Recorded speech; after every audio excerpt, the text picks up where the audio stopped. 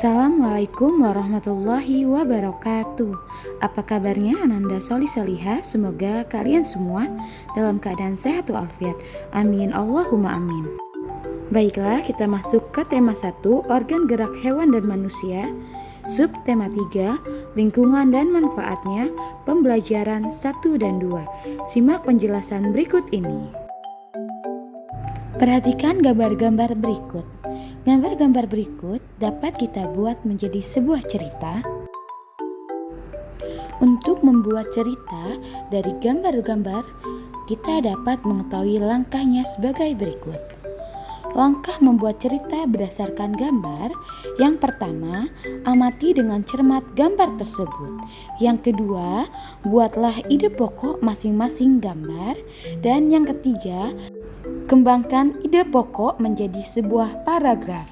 Buktikan contoh cerita berdasarkan gambar pengalaman Lani yang melihat proses pembuatan gerabah di Madura.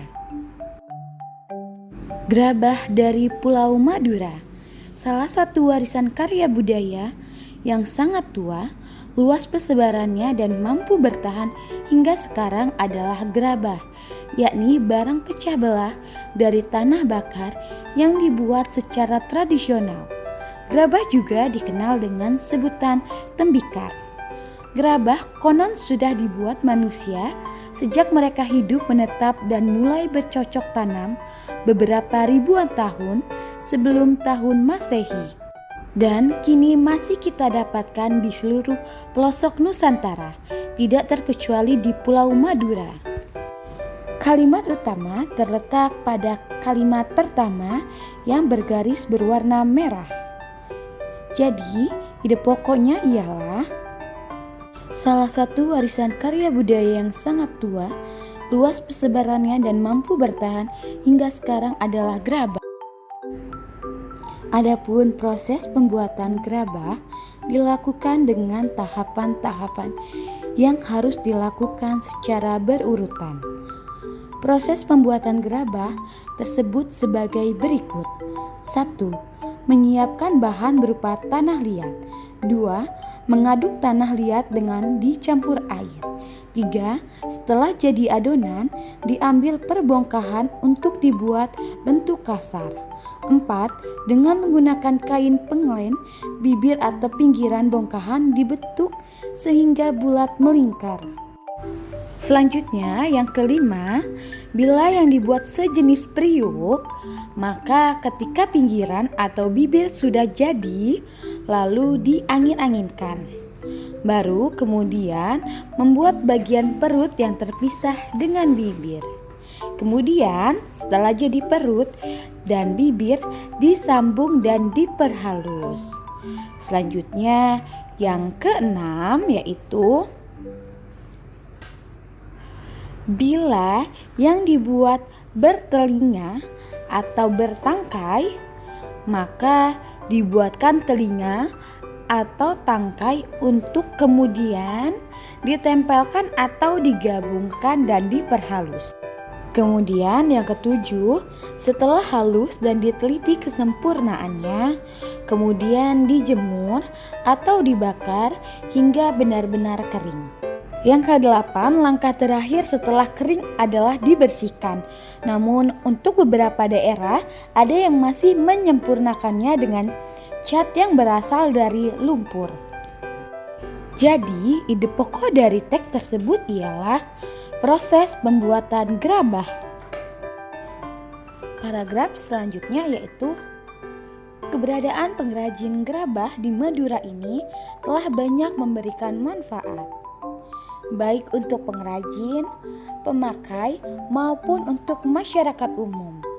Pemakai gerabah Madura memperoleh banyak keuntungan seperti harga murah, anti karat, mudah dibersihkan, dan mengurangi polusi.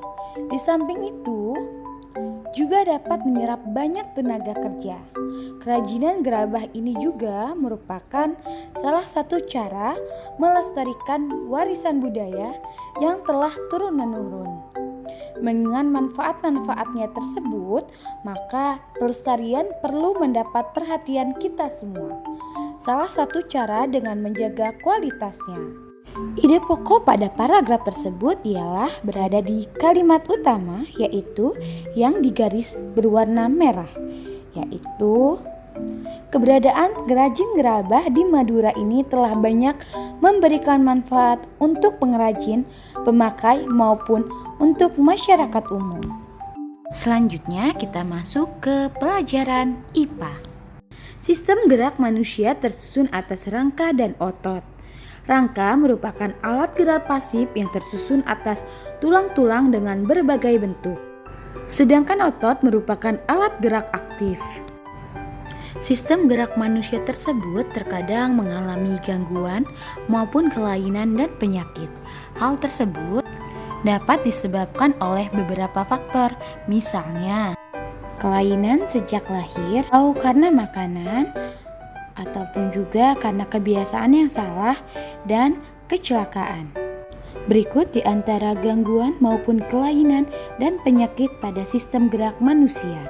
Yang pertama, rakitis, keadaan di mana tulang kaki kurang keras sehingga bengkok seperti bentuk huruf O atau X.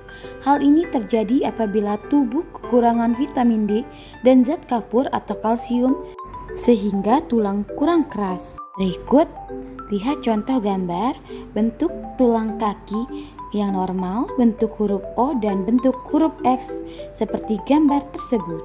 Yang kedua yaitu fraktura atau patah tulang dan fisura atau retak tulang. Kelainan ini biasanya disebabkan oleh kecelakaan. Jika tulang yang patah keluar dari permukaan kulit disebut patah tulang terbuka. Sedangkan jika tulang yang patah tetap ada di dalam kulit dan otot disebut patah tulang tertutup. Selanjutnya skoliosis, lordosis, dan kifosis. Tulang punggung dapat membengkok jika kita melakukan kebiasaan sikap duduk yang salah.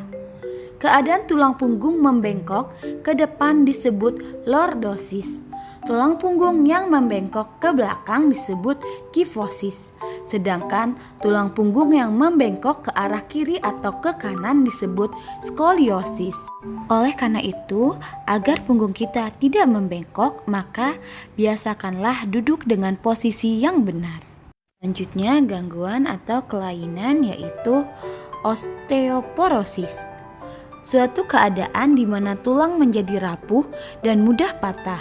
Hal ini disebabkan kekurangan hormon-hormon laki-laki atau perempuan, biasanya terjadi pada orang lanjut usia. Bandingkan olehmu tulang osteoporosis dengan tulang yang normal pada gambar berikut ini.